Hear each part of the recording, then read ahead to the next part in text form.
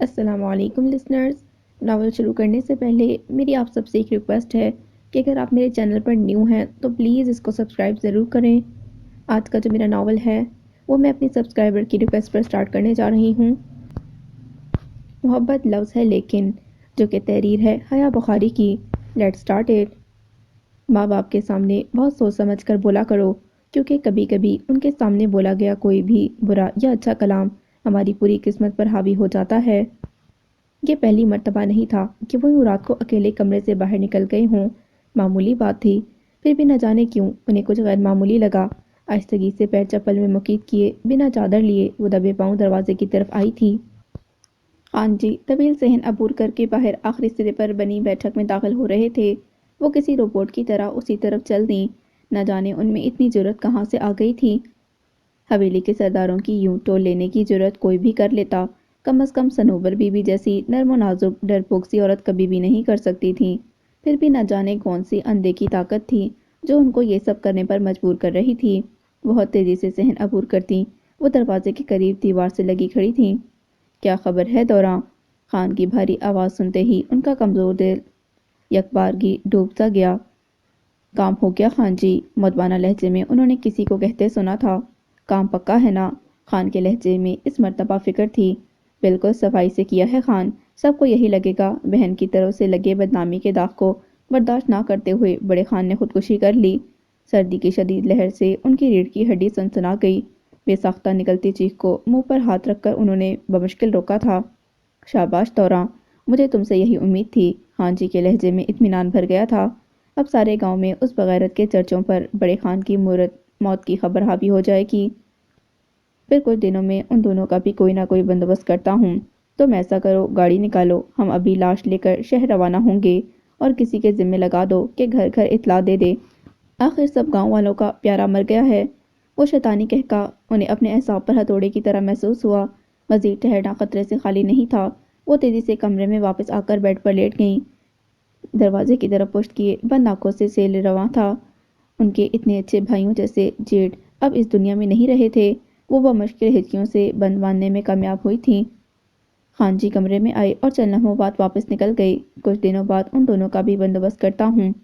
منہ پر ہاتھ رکھے چیخوں کا گلا گھونٹتے وہ اٹھ کر بیٹھ گئیں. کون دونوں؟ ذہن میں اٹھتے سوال نے آہستہ آہستہ درد کم کرنا شروع کر دیا. اور کون ہے جسے خان اس طرح؟ وہ ہاتھ کی پشت سے آنسو صاف کرتی اٹھ کھڑی ہوئیں. میں خیال آیا فوراً ہی سر نفی میں ہل گیا. گھر سے بھاگ جانے والی بہن اور وہ لڑکا، بھلا اور کون؟ ذہن نے ایک اور راہ دکھائی. نہیں، ان دونوں کا تو کوئی اتا پتہ نہیں. مشکل ہے، بہت مشکل. دل مطمئن نہیں تھا. تو پھر کون؟ ننگے پیر ٹھنڈے فرش پر ٹہلتے ان کی ٹانگیں شل ہونے لگی تھیں. تبھی جاڑے کی خاموش تاریک رات میں گاڑی کا انجن سٹارٹ ہونے کی گونج سنائی دی. وہ چونک کر دروازے کی طرف آئیں اور بے ارادہ ہی نگاہ سامنے برآمدے میں نظر آنے والے دروازے پر جم گئی. بی بی اور ولی، لبوں نے خود بخود بول کے ان پر واضح کر دیا. وہ ڈر کے 2 قدم پیچھے ہٹ گئیں. یا اللہ! درد کی تیز لہر ان کے دل کو اپنے حصار میں لے گئی اور پھر چند منٹ لگے تھے ان کو سوچنے میں. الماری کھول کر ایک بڑا سا بیگ نکالا جو بآسانی کمر پر لادا جا سکتا تھا. تیز بھاگنے کی صورت میں بھی اسے اٹھانا سہل تھا. خان شکار پر جاتے وقت ہمیشہ یہی بیگ ساتھ لے کر جاتے تھے. صنوبر کو یہ بیگ بہت پسند تھا. انہوں نے الماری کے نچلے حصے میں بنے سیف میں سے چند بھاری زیورات اور نقدی کی چند ہری گڈیاں بیگ میں ڈال دیں. بیگ اب بھی کافی ہلکا تھا. انہوں نے احتیاط سے سیف واپس بند کیا اور بیگ اٹھائے سامنے والے کمرے کی طرف چل دیں. بی بی، انہوں نے تیز آواز میں پکارا اور ان کی توقع کے عین مطابق دوسری دستک پر ہی دروازہ کھل گیا تھا. کیا ہوا صنوبر؟ ان کے چہرے پر تشویش تھی. بی بی، اپنے زیور نکالیں. وہ ان کا ہاتھ تھامے انہیں اندر لاتے ہوئے بولی. کیا مطلب؟ وہ حیران ہوئیں. جلدی کریں بی بی. وہ بڑھ کر خود الماری کھولنے لگی. اب بی بی انہیں حیرت سے دیکھتے ہوئے ذرا سی کھلی الماری میں موجود سیف کھولنے لگی. بتاؤ تو کیا ہوا ہے؟ کیوں چاہیے زیور؟ وہ لاک کھولتے ہوئے ان کی طرف دیکھ رہی تھیں. کہیں گلے کا تو پتہ نہیں چل گیا. ایک دم ہی انہیں خیال آیا تھا. ادھر صنوبر انہیں مکمل طور پر نظر انداز کر کے زیور اور نقدی بیگ میں ڈالنے میں لگی تھی. صنوبر، کیا کر رہی ہو؟ وہ بے بس ہو گئیں. جلدی کریں بی بی. ولی کو جگائیں جلدی. وہ تیزی سے ہاتھ چلاتے ہوئے بولی. لیکن کیوں؟ جلدی، میں آپ کو سب بتا دوں گی. ابھی تو جلدی سے ولی کو جگائیں. وہ کام ختم کر چکی تھیں سو تیزی سے بیگ بند کر کے خود ہی بیڈ پر گہری نیند سوتے بچے کی طرف لپکیں. ولی ولی اٹھو۔ ذرا سا کسمسا کر بچے نے اپنی پوری آنکھیں کھول دیں۔ اس کی نیند میں ڈوبی آنکھوں میں بھی جھلملاتی تیز روشنی اس کی ذہانت کا پتہ دے رہی تھی۔ صنوبر نے جھٹ ولی کو خود سے لپٹایا، پھر اس نے دونوں کا کئی بار چوم لیے۔ کیا ہو گیا ہے تمہیں صنوبر؟ بی بی کو اب صحیح معنوں میں پریشانی لاحق ہوئی تھی۔ آپ دونوں کو ابھی اسی وقت اس گھر، اس گاؤں سے کہیں دور جانا ہوگا بی بی، کہیں دور۔ وہ ولی کو خود سے لپٹائے بھیگتے لہجے میں بولی تھیں۔ دور؟ لیکن کہاں اور کیوں؟ وہ نہ سمجھی سے صنوبر کا روشن چہرہ دیکھے گئیں۔ یہ تو میں بھی نہیں جانتی کہ کہاں، لیکن یہ جانتی ہوں کہ کیوں ووٹ کر ان کے پاس آ گئیں، اس لیے کہ آپ اور… وہ کہہ نہ سکیں۔ بی بی ان کی طرف دیکھتی رہیں۔ آپ کی اور ولی کی جان کو خطرہ ہے بی بی۔ ان کی آنکھیں پھر برسنے لگیں۔ بی بی مسکرا دیں۔ کوئی برا خواب دیکھ لیا ہوگا۔ توبہ صنوبر، تم بھی نہ۔ وہ سوئے جاگے ولی کی طرف بڑھ گئیں جو اب اٹھ کر بیٹھ گیا تھا۔ سو جاؤ بچے، وہ اسے واپس لٹانے لگیں۔ نہیں، اٹھو ولی۔ صنوبر تیزی سے ان کی طرف لپکیں اور لیٹتے ہوئے ولی کو دوبارہ پکڑ کر بٹھا دیا۔ پھر ادھر ادھر نگاہ کی۔ دور کونے میں ولی کے جوگرز پڑے تھے اور ان سے کچھ دور پڑے خان بابا کے جوگرز۔ جوتوں کے دونوں جوڑے اٹھا کر بیڈ کے قریب آ گئیں۔ یہ ولی کو پہنا دیں۔ انہوں نے جوگرز بیڈ پر رکھے، خود بی بی کے قدموں میں بیٹھتے ہوئے کہا۔ اس بار بی بی نے خاموشی سے جوتے ولی کو پہنانا شروع کر دیے تھے۔ وہ خود بی بی کے چپل اتار کر انہیں خان کے جوگرز پہنانے لگیں۔ صنوبر، یہ کیا؟ بی بی مچلیں۔ جلدی بی بی، ہمارے پاس زیادہ وقت نہیں ہے۔ صنوبر نے جھپٹ کر مضبوطی سے ان کے پاؤں پکڑے اور لمحوں میں جوگرز پہنا دیے۔ پھر ولی کو سویٹر، دستانے اور اونی ٹوپی پہنانے کے بعد دوبارہ بی بی کی طرف متوجہ ہو گئیں۔ تیاری مکمل تھی۔ بی بی، ان کی خوبصورت نیلی نیلی آنکھیں پھیلنے لگی تھیں۔ کیا ہوا ہے صنوبر؟ بی بی کا دل ڈوبنے لگا۔ انہوں نے صنوبر کا سرد ہاتھ اپنے ہاتھوں میں لیتے ہوئے تشویش بھرے لہجے میں پوچھا۔ وہ صنوبر بول نہ سکیں۔ کتنے ہی پل دبے پاؤں گزر گئے کی ولی، جو مسلسل خاموشی سے سب کارروائی دیکھ رہا تھا، صنوبر کو پکارا۔ مجھے نیند آئی ہے کاکی۔ اس کی پلکیں بھاری ہو رہی تھیں۔ صنوبر نے ایک نظر اسے دیکھا، پھر بی بی کو تکنے لگیں۔ خان اب دونوں کو مار دے گا بی بی۔ صنوبر کی زبان خشک ہونے لگی تھی۔ کیا مذاق ہے صنوبر؟ بی بی اب تنگ آ چکی تھیں۔ بڑے خان، وہ بولتے بولتے رکی۔ نہ جانے کیوں بی بی کا دل ڈوب سا گیا۔ انہوں نے بڑے خان کو مروا دیا ہے بی بی۔ وہ رونے لگی تھیں۔ بی بی ساکت سے صنوبر کو دیکھتی رہیں۔ وہ ولی کو بھی مارنا چاہتے ہیں بی بی۔ اس جائیداد کے لیے آپ ولی کو سب کو مارنا چاہتے ہیں۔ خان جی؟ صنوبر کو بی بی کی آواز کسی گہری کھائی سے آتی محسوس ہوئی تھی، اور تھا بھی ایسا ہی۔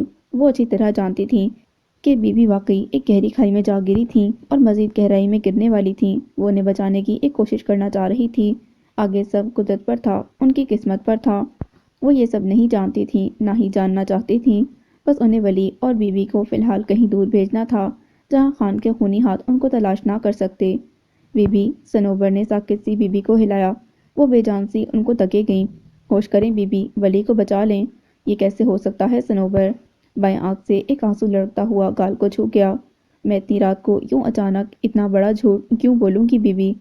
ان کی آنکھوں سے تواتر آنسو بہہ رہے تھے۔ خان، انہوں نے دونوں ہاتھ منہ پر رکھے جیسے خود کو چلانے سے روکا تھا، اور پھر پھوٹ پھوٹ کر رونے لگیں۔ صنوبر بھیگی آنکھوں سے ان کو آنسو بہاتا دیکھ رہی تھیں۔ بی بی، کچھ دیر بعد صنوبر نے دھیرے سے ان کا شانہ ہلاتے ہوئے ان کو پکارا تھا، اور اب سسک رہی تھیں۔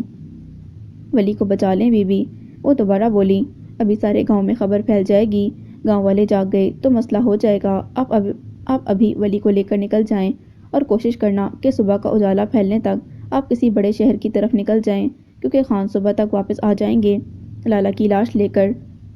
اس نے ہاتھ کی پشت سے اپنے آنسو صاف کرتے ہوئے کہا۔ اٹھو بی بی، دیر نہ کرو۔ وہ دوبارہ سے ان کے کندھے سے لگ کر سوتے ولی کو جگانے لگیں۔ بی بی، ولی کو لے کر چلیں، اس نے اس بار تیز لہجے میں کہا تو بی بی چونک سی گئیں۔ پھر جلدی سے اٹھ کر بڑی گرم شال الماری سے نکالی۔ یہ شال پہن لیں۔ وہ ان کی مدد کرنے لگیں۔ بیگ لینے کے بعد انہوں نے چادر اپنے اوپر پھیلا دی۔ ان جوگرز کی وجہ سے آپ کو بھاگنے میں آسانی رہے گی۔ اگر خان کے کتوں کو خبر ہو گئی، انشاءاللہ میرے خیال میں صبح تک آپ آرام سے گاؤں سے نکل جائیں گی۔ وہ سر ہلا گئیں۔ صنوبر جگ میں رکھے ٹھنڈے پانی سے ولی کا منہ دھونے لگی۔ وہ بیدار ہو گیا۔ چلو بچے، بی بی نے اس کا ہاتھ مضبوطی سے تھام لیا۔ کہاں کاکی؟ وہ معصومیت سے پوچھنے لگا۔ شہر، صنوبر اس کے قریب بیٹھتے ہوئے بولی۔ تمہیں شہر جا کے پڑھنے کا شوق تھا نا؟ یوں سمجھو وہ خواب پورا ہونے کا دن آ گیا۔ سچ میں کاکی؟ اس کی آنکھیں لو دینے لگیں۔ بالکل سچ۔ وہ نمسی مسکراہٹ لبوں پر سجا گئیں۔ جائیں بی بی، اللہ کی امان میں۔ انہوں نے بی بی کو گلے لگا لیا۔ رات کی تاریکی اور سردی ایک ہی ڈھنگ سے بڑھتی چلی جا رہی تھی۔ صنوبر دروازے کی اوٹ کے سامنے دیکھ رہی تھیں۔ بی بی ولی کا ہاتھ تھامے قدم پا قدم دور جا رہی تھیں، پچھلے صحن کی طرف مڑنے والی تاریک تنگ گلی کی طرف، جہاں دیوار کا ایک خستہ حصہ وہ آسانی سے عبور کر کے اس خون خوار حویلی سے اپنے ولی کو بچا کر لے جا سکتی تھیں۔ ہاں شاید۔ وہ کتنی دیر واش بیسن میں مسلسل بہتے پانی کو دیکھتا رہا، پھر ہاتھ کا پیالہ بنا کر بھر بھر کر خود کو بھگویا، لیکن جلن تھی کہ بڑھتی جا رہی تھی۔ تبھی اس کی نگاہ آئینے پر پڑی۔ ہاتھوں کا پیالہ بنا آواز کے ٹوٹ گیا۔ یہ آئینے میں نظر آنے والا عکس اس کا اپنا تو نہیں تھا، تو پھر وہ کون تھی جو بار بار اس کے سامنے آ جاتی تھی؟ اسے اس چہرے سے نفرت تھی، پھر اسی قدر وہ چہرہ کیوں اس کی آنکھوں میں سمایا ہوا تھا؟ وہ پلٹ کر کمرے میں آ گیا۔ اتنے سرد موسم میں بنیان میں ملبوس بھی وہ پسینے سے تر ہونے لگا تھا۔ اس نے سائڈ ٹیبل پر دھری سگریٹ کی ڈبیا اٹھائی اور ایک سگریٹ نکال کر جلانے لگا، پھر ایک گہرا کش لیا، ذرا دیر سانس روکی اور پھر دھوئیں کے مرغلے کو ہوا کے سپرد کر دیا۔ اگلے ہی لمحے اس کے جسم میں کرنٹ سا گزرا تھا۔ وہ مرغلہ ہوا میں ہی ساکت ہوا تھا اور دھوئیں نے کسی بہت ہی خوبصورت چہرے کی شبیہ پکڑی تھی۔ وہی صورت ایک بار پھر اس کے سامنے تھی۔ لالا، اس نے چلاتے ہوئے سائڈ ٹیبل پر دھرے سامان کو ہاتھ کی زوردار ٹھوکر سے دور پھینک دیا تھا۔ ایک دم شور سا گونجا تھا، پھر مکمل خاموشی چھا گئی۔ رات جس قدر تاریک تھی اس قدر سرد بھی۔ قمری مہینے کی آخری تاریخیں ہونے کی وجہ سے چاند بھی غائب تھا۔ سردی سے اس کا ننھا سا وجود کپ کپا رہا تھا، مگر وہ ماں کا ہاتھ مضبوطی سے تھامے بھاگا چلا جا رہا تھا۔ اسے اپنے پیر شل ہوتے محسوس ہوئے تھے، سانسیں جیسے اکھڑی ہوئی تھیں، مگر پھر بھی وہ تیز سے تیز دوڑنے کی کوشش کر رہا تھا۔ ماں کے قدم سے قدم ملا کر سب کچھ برداشت کیے اسی جنونی کی طرح دوڑتا چلا جا رہا تھا۔ رات کے خوفناک سناٹے میں اسے کئی بھاری دوڑتے قدموں کی آوازوں کے ساتھ لوگوں کی چیخو پکار بھی سنائی دے رہی تھی۔ شکاری کتوں کے بھونکنے کی آوازوں نے ماحول مزید دہشت زدہ کر دیا تھا، مگر پھر بھی وہ خوفزدہ نہیں تھا، کیونکہ اس کی ماں اس کے ساتھ تھی اور وہ جانتا تھا کہ ماں کے ہوتے ہوئے اسے کوئی مصیبت چھو بھی نہیں سکتی۔ بھاگتے بھاگتے وہ اتنا فاصلہ طے کر چکا تھا کہ سخت سردی کے باوجود بھی اس کا وجود پسینے میں بھیگ گیا تھا۔ شکاری کتوں کی آوازیں نزدیک سے نزدیک تر محسوس ہوتی جا رہی تھیں۔ تبھی اس کا پاؤں کسی سخت چیز سے ٹکرایا۔ اسے بہت زور کی ٹھوکر لگی تھی۔ ماں کا مضبوط ہاتھ اس کے ہاتھ سے چھوٹ گیا تھا۔ ماں! وہ بہت زور سے چلایا تھا۔ باری باری کوئی بہت دور سے اسے پکار رہا تھا۔ اس نے آنکھیں کھولنے کی کوشش کی تھی، لیکن تیز روشنی کی چبھن نے اس کی یہ کوشش ناکام کر دی تھی۔ باریال! اس دفعہ آواز قریب محسوس ہوئی تھی۔ اس نے اس بار آنکھیں کھول دی تھیں۔ دیدے! خود پر جھکی ماں کو دیکھ کر وہ تیزی سے سیدھا ہو کر بیٹھا۔ تم مجھے پکار رہے تھے؟ وہ سائڈ ٹیبل پر دھرے جگ سے پانی گلاس میں اڈیلتے ہوئے بولی۔ نہیں تو! وہ صاف مکر گیا۔ انہوں نے مسکراتی نگاہ اس کی طرف کی۔ وہم ہوا ہے آپ کو؟ ان کے ہاتھ سے گلاس لیتے ہوئے وہ نظریں چرا گیا تھا۔ تم بھول رہے ہو۔ وہ اس کے قریب ہی بیٹھ گئیں۔ ماؤں کو وہم نہیں ہوا کرتے۔ وہ ان کی طرف دیکھنے لگا۔ ماؤں کو تو الہام ہو جاتے ہیں۔ وہ مسکرائیں۔ توبہ ہے دیدے، آپ اب میری فکر کرنا چھوڑ دیں، میں اب بڑا ہو گیا ہوں۔ وہ گلاس سائڈ ٹیبل پر رکھ کر ان کے ہاتھ تھامتے ہوئے محبت سے بولا۔ بھول جاؤ باری! وہ اس کی آنکھوں میں دیکھ رہی تھیں۔ وہ نظریں جھکا گیا۔ سب بھول جاؤ۔ کب تک ان خوفناک یادوں کو ساتھ لگائے رہو گے؟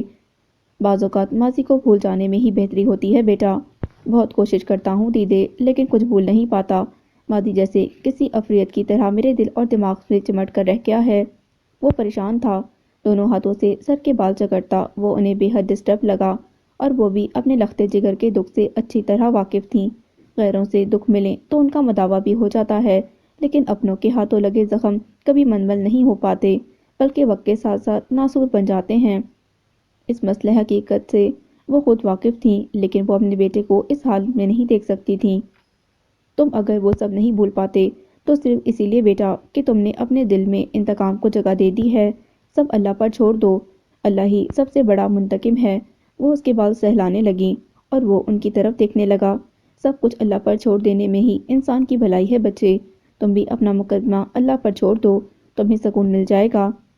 باری نے عقیدت سے ان کے دونوں ہاتھ تھام لیے۔ آپ بہت بہادر ہیں دیدے، باری نے ان کے ہاتھوں پر لب دھرتے ہوئے کہا۔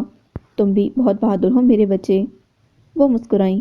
کیونکہ تم زریاب ولی خان کے بیٹے ہو، فقریہ لہجے میں کہتے ہوئے انہوں نے باریال کی پیشانی چومی۔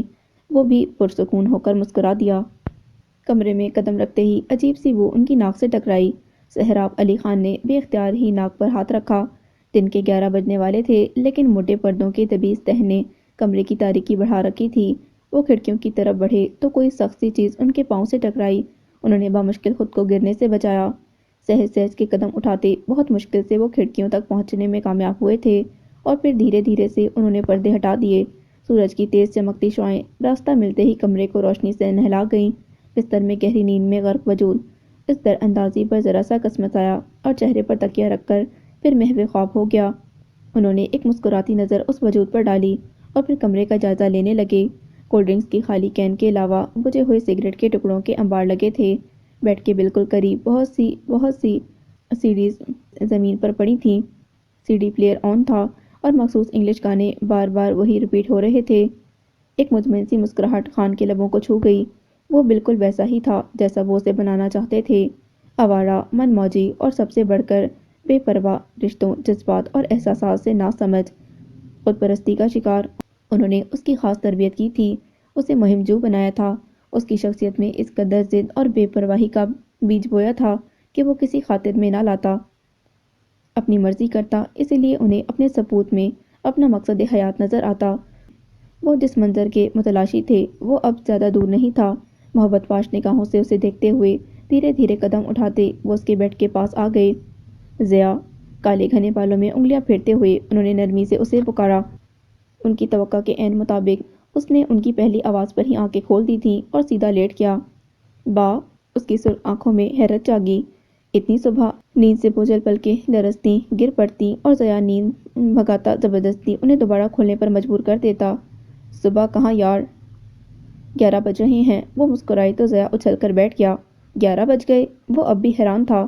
مجھے تو آج شہر کے لیے نکلنا تھا۔ وہ شرمندہ ہوا۔ تبھی تو تمہیں جگانے آیا ہوں۔ انہوں نے ہاتھ میں پکڑی بید کی چھڑی گھمائی۔ بس با، میں ابھی تیار ہوتا ہوں۔ وہ کہہ کر نیچے اترنے لگا کہ سہراب علی خان نے اس کے کندھے پر ہاتھ رکھ کر اسے روکنے پر مجبور کر دیا۔ ضیا! ان کے پکارنے پر وہ ان کی طرف دیکھنے لگا۔ میں نہیں چاہتا کہ تمہیں بار بار یاد دہانی کروائی جائے، مگر ایک بات یاد رکھنا، جانے کتنے برس میں نے اس دن کا انتظار کیا ہے، کتنی راتیں انتقام کی آگ میں سلگ سلگ کر گزاری ہیں۔ مجھے مایوس نہ ہونے دینا ضیا، تمہیں اس مقصد میں 100% کامیابی حاصل کرنی ہے، 100%۔ ان کے لہجے اور آنکھوں میں عجیب سی شدت پسندی تر آئی تھی۔ مجھے یاد ہے با، سر کے بدلے سر، ناک کے بدلے ناک اور عزت کے بدلے صرف عزت۔ وہ بھی اسی لہجے میں بولا۔ ان کے اندر تک سکون اتر گیا تھا، ہر فکر سے آزاد، اخلاق کی قیود سے نابلد، دنیا میں صرف اپنی اور باغ کی پرواہ کرنے والا ان کا واحد سپوت ضیا خان ان کا فخر تھا۔ آسمان کو زمین ہمارا عزم بناتا ہے۔ انسان اگر ارادہ کر لے تو خلا تک میں قدموں کے نشان چھوڑ سکتا ہے۔ اس دنیا میں کچھ بھی ایسا نہیں ہے جو انسان کے لیے ناممکن ہو۔ پختہ ارادہ اور مسلسل محنت ناممکن تک کو ممکن بنا دیتی ہے۔ یہی سب اس نے کر دکھایا تھا۔ نہ صرف پوزیشن لی تھی بلکہ اسکالرشپ بھی حاصل کیا تھا، اور سب سے بڑی کامیابی تو یہ تھی کہ وہ بقول امی خاندان کی پہلی لڑکی تھی جو یونیورسٹی پڑھنے جا رہی تھی۔ اس خوشی میں اس کی نیندیں اڑ جاتی تھیں۔ کل یونیورسٹی میں اس کا پہلا دن تھا۔ آج وہ جلدی سونا چاہتی تھی، لیکن نیند نہ آنے کی وجہ سے کہیں کھوئی گئی تھی۔ کروٹ بدلتے بدلتے تنگ آ کر اس نے لائٹ آن کر دی اور سرہانے رکھی کتابوں کی ایک ایک کر کے ورقگردانی کی۔ تبھی ہلکا سا کھٹکا ہوا اور سبین اندر آئیں۔ امی آپ! وہ حیران ہوئیں۔ آپ ابھی تک جاگ رہی ہیں؟ کتابیں رکھ کر اس نے اٹھ کر بیٹھتے ہوئے ماں کے لیے جگہ بنائی۔ تم بھی تو جاگ رہی ہو؟ وہ مسکرائیں۔ اسے ماں کی مسکراہٹ کھوکھلی سی لگی۔ کل یونیورسٹی جانا ہے نا، تو بس شاید اسی خوشی میں۔ وہ کھل کر مسکرا دی۔ لالا! انہوں نے اس کا دایاں ہاتھ اپنے ہاتھوں میں تھام لیا۔ میری مانو بیٹا، یونیورسٹی مت جاؤ، ان کے لہجے میں منت بھر آئی۔ کیوں امی؟ اس نے بیزاری سے اپنا ہاتھ کھینچ لیا۔ کیونکہ میں نہیں چاہتی بیٹا کہ میری ماضی کا کوئی بھی تاریک سایہ تمہارے حال پر یا مستقبل پر پڑے۔ وہ متفکر تھیں۔ وہ چپ رہی۔ میری مان لو، بس حمزہ سے شادی کے لیے ہاں کر دو، بعد میں بھلے پڑھائی کرتی رہنا۔ پلیز امی! وہ بری طرح چڑھ گئی۔ آپ اپنی غلطی بار بار کیوں تھوپنا چاہتی ہیں؟ اس کے انداز میں بدتمیزی تھی۔ سبین لب کاٹنے لگیں۔ اور پھر پھپھو کے مزاج سے آپ اچھی طرح واقف ہیں۔ حمزہ کے رشتے کے لیے ہاں کہہ کر آپ ساری عمر مجھے پھپھو کے طعنے سننے پر مجبور کرنا چاہتی ہیں۔ اس کی آواز بتدریج اونچی ہو رہی تھی۔ میری بات سمجھنے کی کوشش تو کرو بیٹا۔ وہ اس کا ہاتھ سہلاتے ہوئے بولی، نہیں امی، اس معاملے میں تو ہرگز نہیں۔ باقی رہی یونیورسٹی کی بات تو بے فکر رہیں، آپ کی زندگی میرے سامنے ہے، 100 دفعہ سوچوں گی ایسا کوئی بھی قدم اٹھاتے ہوئے۔ لالا، اس کی طنزیہ کاٹدار لہجے نے انہیں اندر تک جھلنی کر دیا تھا۔ آنسو خود بخود پلکوں کی واٹ پار کرنے لگے۔ اب جائیں امی، مجھے نیند آ رہی ہے، وہ نظریں چراتی ہوئی بولی۔ سبین خاموشی سے اٹھ کر کمرے سے باہر چلی گئیں۔ وہ کچھ دیر یوں ہی بیٹھی گھٹتی رہی، پھر لائٹ آف کر کے سونے لیٹ گئیں۔ تم نے رات پھر امی سے بدتمیزی کی؟ وہ جانے کے لیے تیار تھی جب شاہویز تیز لہجے میں کہتا اس کے سر ہوا تھا۔ امی خود میرے کمرے میں آئی تھی اور میں نے کوئی بدتمیزی نہیں کی، صرف یونیورسٹی نہ جانے سے منع کیا ہے، وہ بال بناتے ہوئے بولی۔ تو یہ بات تم آرام سے بھی کر سکتی تھیں۔ اس کے بے نیاز سے انداز پر وہ مزید بھڑک اٹھا۔ تم ان سے کیوں نہیں کہتے کہ وہ مجھے منع نہ کریں؟ وہ اب اس کی طرف مڑ کر بولی۔ وہ ہماری ماں ہے لالا، انہیں پورا حق حاصل ہے، جو چاہیں بات کریں، جس چیز سے چاہیں منع کریں۔ وہ 2 قدم اس کے قریب ہوا، لیکن انہیں یہ حق حاصل نہیں شاہویز کہ وہ ہم سے ہماری خوشیاں چھین لیں۔ ان سے جو غلطی سرزد ہوئی ان کی پاداش میں وہ ہماری چھوٹی چھوٹی خواہشات کا گلا گھونٹ دیں۔ وہ بیگ اٹھا کر چادر اوڑھنے لگی۔ شاہویز اس بار چپ چاپ اسے دیکھے گیا۔ کبھی کبھی تم مجھے بالکل زینیا پھپھو کی کاپی لگتی ہو، انہی کی طرح خود غرض اور بے رحم، وہ ہونٹ چباتے ہوئے بولا۔ Thanks for the complement. وہ بے نیازی سر جھٹکتی باہر نکل گئی۔ خدا تم پر رحم کرے لالا، وہ بڑبڑایا تھا۔ وہ سبین کا سگا بیٹا نہیں تھا، ان کی بڑی نند کا بیٹا تھا، جو اس کی پیدائش کے وقت ہی دم توڑ گئی تھیں۔ باپ نے دوسری بیوی کے ڈر سے اسے ساتھ رکھنے سے انکار کر دیا تھا۔ تب سبین ہی تھی جس نے اسے ایک ماں کا مکمل پیار دیا۔ ان کی گود نے اسے پناہ دی تھی، اور یہ حقیقت تھی کہ شاہویز نے ہمیشہ سگے بیٹے سے بڑھ کر دکھایا۔ وہ سبین کا دایاں بازو تھا۔ ان کی سگی اولاد انہیں اتنا نہ سمجھتی تھی جتنا کہ شاہویز ہی تھا جس نے ان کی زندگی میں آنے والی ہر کمی پوری کی تھی، اور یہی وجہ تھی کہ اگر انہیں کوئی ہرٹ کرتا تو مطلب وہ شاہویز کو ہرٹ کرتا۔ پاپا ہیں اندر، چنگم چباتے ہوئے بڑی بے فکری سے اس نے ٹیبل بجا کر سیکرٹری کو اپنی طرف متوجہ کیا۔ جی، جواب سنتے ہی وہ آگے بڑھی تھی۔ میم، وہ چونک کر رکی۔ سیکرٹری ذرا سے جھجکی۔ ایکچولی اندر کچھ انٹرویو سٹارٹ ہیں، اگر آپ کچھ دیر۔ شٹ اپ، اس نے منہ بناتے ہوئے کہا، اور سامنے موجود گلاس ڈور دھکیلتی اندر چلی گئی۔ سکندر حیات نے متحیر نگاہ اس پر ڈالی اور ان کے لبوں پر خوبصورت مسکان بکھر گئی۔ مائی ڈال، وہ کمرے میں موجود دوسرے فرد کو یکسر فراموش کر بیٹھے تھے۔ یہ باہر کس کو بٹھا رکھا ہے پاپا؟ You should dismiss her now, وہ خفا خفا انداز میں بولی۔ کرسی پر بیٹھا شخص پہلو بدل کر رہ گیا۔ کیا ہوا؟ وہ پریشان ہوئے۔ اس نے مجھے اندر آنے سے روکا، وہ خفا تھی۔ اچھا چھوڑو، یہاں بیٹھو، انہوں نے بات بدل دی اور اسے کندھوں سے تھام کر اپنی چیئر پر بٹھا دیا۔ اور تبھی اس کی نظر سامنے بیٹھے شخص پر پڑی۔ اس کی گہری ڈارک براؤن آنکھیں اس کا طواف کرنے میں مصروف تھیں۔ نظر ملتے ہی اس شخص نے فوراً نگاہوں کا رخ بدل لیا، مگر وہ نگاہیں نہ پھیر سکی تھی۔ So young man, you may can leave now, انہوں نے مسکراتے ہوئے اس نوجوان سے کہا۔ وہ اٹھ کھڑا ہوا۔ کل تک کامیاب امیدواروں کو ان کے فون نمبرز پر اطلاع کر دی جائے گی۔ وش یو بیسٹ آف لک، انہوں نے مسکراتے ہوئے مسافہ کے لیے ہاتھ بڑھایا تھا، جو اس نے فوراً ہی تھام لیا اور دروازے کی طرف مڑ گیا۔ سنو، تبھی کمرے میں اس لڑکی کی آواز گونجی۔ وہ مڑا۔ نام کیا ہے تمہارا؟ اس کی آنکھوں میں اشتیاق تھا۔ باریال ولی خان، اس نے مدمانہ انداز میں جواب دیا اور باہر نکل گیا۔ واٹ ہیپنڈ امان؟ سکندر حیات نے پوچھا۔ اسے جاب مل جانی چاہیے پاپا، کافی کام کا آدمی لگ رہا ہے، امن نے کھوئے کھوئے لہجے میں کہا۔ میرا بھی یہی خیال ہے، انہوں نے اس بات میں سر ہلایا۔ اچھا، کیا لوگی بیٹا؟ بلیک کافی، اوکے، انہوں نے کہہ کر بیل کا بٹن دبایا تھا۔ 5 گھنٹوں کے طویل سفر نے اسے خاصا تھکا دیا تھا۔ با نے اس کی رہائش کا انتظام شہر سے دور ایک سرسبز فارم ہاؤس پر کیا تھا۔ یونیورسٹی میں ایڈمیشن تک اسے یہیں رہنا تھا، جب تک با کوئی دوسرا بندوبست نہ کر لیتے۔ سرسبز کھیتوں کے درمیان بنی پکی سڑک پر آتے ہی اس نے سب شیشے اتار دیے تھے گاڑی کے۔ تازہ ٹھنڈی ہوا نے اس کے شل اعصاب کو کافی پرسکون کر دیا۔ اس نے گاڑی کی رفتار کم کر دی۔ سڑک کے دونوں طرف جوار کے سرسبز کھیت تھے، جہاں دھول نہ ہونے کے برابر تھی۔ 15 منٹ کی ڈرائیو کے بعد ان کی کار ان کے آبائی فارم ہاؤس کے بلند و بالا لکڑی کے بنے گیٹ کے اندر داخل ہوئی۔ فارم کے گیٹ سے 3 رویا سڑکیں جا رہی تھیں، ایک دائیں، ایک بائیں اور ایک سیدھی سامنے کی طرف۔ اس نے گاڑی سامنے والی سڑک پر ڈال دی۔ رہائشی حصے میں بنے بنگلے کے سامنے اوپن گراج میں آتے ہی اسے بے پایاں خوشی کے احساس نے گھیرا تھا۔ با نے اس کی پسند کے مطابق گھر کو کلر کروایا تھا۔ اس کے اترتے ہی گھر کے سبھی ملازم بھاگے چلے آئے تھے۔ سلام سردار، سبھی یک زبان بولے تو ضیاء علی خان مسکرا دیا۔ وعلیکم السلام، کیا حال ہے جمال چاچا؟ وہ ادھیڑ عمر شخص سے مخاطب ہوا۔ وہ ہاتھ جوڑ کر سر جھکا گیا۔ وہ اندر کی طرف بڑھ گیا۔ اور بیگل آپ کیسی ہیں؟ سفید چادر میں ڈھکا وجود اس کے قریب آیا اور اس کے سر پر ہاتھ رکھ دیا۔ میں ٹھیک ہوں سردار، آپ کیسے ہیں؟ وہ مسکرائیں۔ سردار نہ کہا کرے بی بی گل، مجھے اچھا نہیں لگتا، وہ صوفے پر بیٹھتے ہوئے بولا۔ سردار کو سردار نہ کہوں تو اور کیا کہوں؟ انہوں نے مسکراتے ہوئے کہا۔ آپ نہا لو، تب تک میں چائے بنا لیتی ہوں، ساتھ کچھ کھانے کے لیے بھی لے آئیے گا۔ بیگل خان نے راستے میں کھانا نہیں کھایا۔ قریب کھڑے پرانے ملازم دوڑا نے ہدایت دی۔ جی میں ابھی کچھ بنائی دیتی ہوں، انہوں نے کہا اور کچن کی طرف چل دیں۔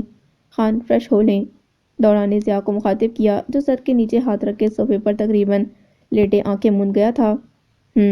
وہ بھی فوراً اٹھ کھڑا ہوا۔ حمزہ آیا ہوا ہے؟ وہ یونیورسٹی سے واپسی پر گھر کے اندر داخل ہوئی تو حمزہ کی بائک کھڑی تھی۔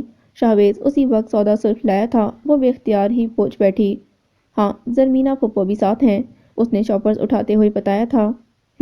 وہ اندر جانے کی بجائے سیڑھیوں کی طرف بڑھ گئی۔ پھپھو سے تو مل لو، وہ حیران ہوا۔ تم لوگ مل لو، مجھے کوئی شوق نہیں، تلخی سے کہتی وہ اوپر بھاگ گئی۔ لاؤنج سے باہر آتے حمزہ نے بھی اس کی بات سن لی تھی۔ نہ جانے لالا اتنی بدگمان کیوں رہنے لگی ہے، وہ اداس ہوا۔ تم ٹینشن نہ لو، اس کا تو مزاج ہی ایسا ہے۔ شاہویز شاپر سنبھالتا اندر کی طرف بڑھ گیا۔ حمزہ کچھ دیر وہاں کھڑا سوچتا رہا، پھر اوپر چلا گیا۔ سامنے برآمدے میں گھٹنوں پر سر دیے وہ دشمن جان دکھائی دے گئی۔ وہ اور لالا بچپن سے جس قدر قریب تھے، زرینہ کے برتاؤ اور طنزیہ لہجے نے ان دونوں کے درمیان اچھی خاصی دوری پیدا کر دی تھی۔ وہ ماں کی ساری غلطیوں کا کفارہ ادا کرنے کی کوشش کرتا لیکن ناکام ٹھہرتا۔ کیسی ہو؟ وہ اس کے قریب ہی فرش پر بیٹھتے ہوئے بولا تھا۔ لالا نے سر نہیں اٹھایا۔ یہ بدگمانی کب ختم کرو گی لالا؟ وہ اس کی طرف دیکھتے ہوئے ملتجی لہجے میں بولا تھا۔ بدگمانی نہ خود پیدا ہوتی ہے نہ خود ختم، اور تم اچھی طرح جانتے ہو کہ میری بدگمانی کی وجہ کیا ہے۔ وہ سر اٹھائے بغیر تلخی سے بولی۔ میں سمجھتا ہوں لالا، تبھی کتنی کوشش کرتا ہوں اس خلیج کو پاٹنے کی جو امی اپنے لفظوں سے ہمارے رشتوں میں بنا دیتی ہیں۔ وہ اسے منا رہا تھا۔ لالا نے سر اٹھایا۔ بعض زخم بہت گہرے ہوتے ہیں حمزہ، ان کا کوئی مرہم نہیں ہوتا۔ وہ تلخ ہوئی۔ پھر میری تو سب سے بڑی بدقسمتی ہی یہی ہے کہ سارے زخموں کی وجہ میری ماں ہے۔ یہ صرف تمہاری سوچ ہے لالا، اسے افسوس ہوا۔ حقیقت ہے یہ، اور کوئی بھی اسے جھٹلا نہیں سکتا۔ پھپھو کا رویہ، لوگوں کی باتیں، یہ سب امی کے ایک غلط قدم کی دین ہے۔ کسی کو روکنا، کسی کا منہ بند کرنا ہمارے بس میں نہیں، بس میں ہے خود کو دھتکار کے لیے تیار رکھنا۔ وہم ہے تمہارا، مامی نے تمہاری تربیت اتنی اچھی کی ہے کہ کوئی تمہیں دھتکار نہیں سکتا۔ وہ اسے دلاسا دے رہا تھا۔ وہ تلخی سے مسکرا دی۔ تم جانتے ہو تمہارے ماں آج یہاں کیوں آئی ہے؟ وہ اسے کہتی بے حد بدتمیز لگی، لیکن وہ ضبط کیے بیٹھا رہا۔ لالا وہ واحد ہستی تھی جس کی کوئی بھی بات وہ آرام سے سہ سکتا تھا۔ نہیں، میں نہیں جانتا، تم بتاؤ۔ وہ سامنے دیکھنے لگا۔ دادی نے میرے اور تمہارے رشتے کی بات چھیڑی ہے۔ پھپھو نے امی کو فون پر کھری کھری سنا دیں۔ اب دادی کی باری ہے، وہ بھی لائیو، جاؤ تماشا دیکھو، تلخی سے کہہ کر وہ اٹھ کر اندر کمرے میں چلی گئی۔ دروازہ زوردار آواز کے ساتھ بند ہوا تو وہ بھی تیزی سے نیچے چلا گیا۔ کمرے سے آتے شور کی آوازیں لالا کی بات کی گواہی دے رہی تھیں۔ وہ آگے نہ بڑھ سکا۔ وہ کتنے ہی سیاہ پہاڑوں کے درمیان کھڑا تھا۔ اس کے چاروں طرف سیاہ سرمئی رنگ کے پہاڑ تھے اور اس قدر بلند کہ دن کے وقت بھی اسے شام کا گمان ہو رہا تھا۔ وہ حیران تھا کہ وہ یہاں آیا تو یہاں آیا کیسے؟ اس نے ارد گرد گھوم گھوم کر راستہ ڈھونڈنے کی کوشش کی لیکن بے سود۔ تھک ہار کر اس نے ایک قدم راشدہ پہاڑ پر چڑھنا شروع کر دیا۔ اس پہاڑ پر جگہ جگہ ابھار تھے، تبھی وہ آسانی سے چڑھتا گیا۔ کافی دیر کی تگ و دو کے بعد وہ بالآخر چوٹی پر پہنچنے میں کامیاب ہو گیا تھا۔ اس نے چوٹی کے عین اوپر ذرا جھکے بڑے سے پتھر کو مضبوطی سے پکڑا اور جست لگا کر اوپر آ گیا، اور اگلے لمحے اسے حیرت کا شدید جھٹکا لگا۔ 10-12 سال کا ایک خوبصورت سا لڑکا چوٹی پر کھڑا تھا۔ اسے دیکھ کر وہ ذرا سا چونکا، پھر 2 قدم ہٹا۔ باریال نے دیکھا پیچھے جگہ بہت کم تھی اور گہری کھائی تھی۔ سنو، پیچھے نہ جاؤ، وہ خوفزدہ ہو کر چلایا۔ بچہ مزید پیچھے گیا۔ باریال کی سانسیں رکنے لگیں۔ سنو لڑکے، وہ تیزی سے آگے کو بڑھا اور وہ بچہ پیچھے دبی اس کے پیروں نے زمین چھوڑ دی تھی۔ باریال نے آگے ہو کر اس کا ہاتھ تھام لیا۔ اب وہ چوٹی پر گھٹنوں کے بل بیٹھا تھا اور لڑکا نیچے لٹک رہا تھا۔ وہ چیخنے لگا، ڈرو مت، میں تمہیں بچا لوں گا۔ باریال نے تسلی دی اور اسے اوپر کھینچنے لگا۔ تبھی اچانک اس کا ہاتھ بھیگنے لگا۔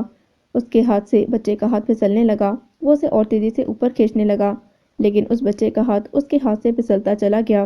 بہرحال نے زوردار چیخ ماری اور آنکھیں بند کر لیں، اور تبھی ہڑبڑا کر اٹھ بیٹھا تھا۔ خود کو اپنے کمرے میں بستر پر پا کر وہ ٹھنڈی سانس بھر کر رہ گیا تھا۔ نہ جانے یہ بچہ کون ہے جو بار بار خوابوں میں آ کر مجھے ڈرا سا دیتا ہے۔ وہ پیشانی مسلنے لگا۔ جتنا وہ ان خوابوں سے دور بھاگنے کی کوشش کرتا تھا، وہ اسی قدر اسے تنگ کرتے چلے آتے۔ وہ پانی پی کر سونے لیٹ گیا، یہ جانتے ہوئے بھی کہ اب اسے ساری رات نیند نہیں آنی۔ پشتوں کے مشہور گلوکاروں کا لائیو کنسرٹ تھا۔ وہ بھی اپنے دوستوں کے ساتھ انجوائے کرنے چلا آیا تھا، لیکن بے ہنگم شور اور لمبے سفر کی تھکن کی وجہ سے جلد ہی اس کے سر میں شدید درد اٹھا تھا۔ Are you okay? اسے پیشانی مسلتے دیکھ کر زید نے پوچھا۔ ناٹ فیلنگ ویل یار، کیا ہوا تمہیں؟ ابراہیم بھی پریشان ہو گیا۔ معمولی سر درد ہے، ڈونٹ وری۔ وہ اٹھ کھڑا ہوا۔ باہر چلتے ہیں، ابراہیم نے کہا تو سب نے اس کی پیروی کی۔ باہر آ کر ضیاء کو سکون محسوس ہوا۔ میرے خیال میں تمہارے ساتھ چلتا ہوں، ابراہیم نے پیشکش کی۔ ہاں، میں شاید ڈرائیونگ نہ کر سکوں، تم مجھے چھوڑ کر گاڑی خود لے جانا، اس نے بھی دوست کے لیے سہولت کی۔ ہم چلتے ہیں، تم اس کا خیال رکھنا، زید نے کہا تو شاہد نے بھی اس بات میں سر ہلایا۔ ابراہیم اسے ڈراپ کر کے واپس چلا گیا تو وہ بھی گل کو چائے کا کہہ کر اوپر اپنے کمرے میں آ گیا اور بستر پر ڈھیسا گیا۔ لیٹے لیٹے اچانک اسے خیال سا آیا، اٹھ کر سائڈ ٹیبل کی دراز سے ایک ننھا سا بیگ نکالا۔ یہ بیگ اسے باجی نے دیا تھا۔ وہ بطور خاص تائید کی تھی کہ اس کے اندر موجود کاغذ پر لکھی تمام ہدایات توجہ سے پڑھ کر ازبر کرے اور پھر کاغذ ضائع کر دے، لیکن وہ اسے دراز میں ڈال کر بھول گیا تھا۔ کچھ سوچتے ہوئے اس نے بیگ کی زپ کھولی اور کاغذ نکال کر دیکھا۔ اوپر ایک نام لکھا تھا، نیچے مزید کچھ ہدایات تھیں۔ اس نے بے خیالی سے کاغذ پر نظریں دوڑائیں اور دوبارہ سے دراز کھول کر اس میں ڈال دیا۔ تبھی وہ ننھا سا بیگ اس کی گود سے پھسل کر نیچے جا گرا اور ایک پاسپورٹ سائز تصویر اس سے نکل کر باہر آ گئی۔ ضیاء نے پیر کی مدد سے اسے قریب کیا اور جھک کر تصویر اٹھا لی۔ وہ کسی بے حد خوبصورت لڑکی کی تصویر تھی جس نے سفید رنگ کی شال سر پر لے رکھی تھی۔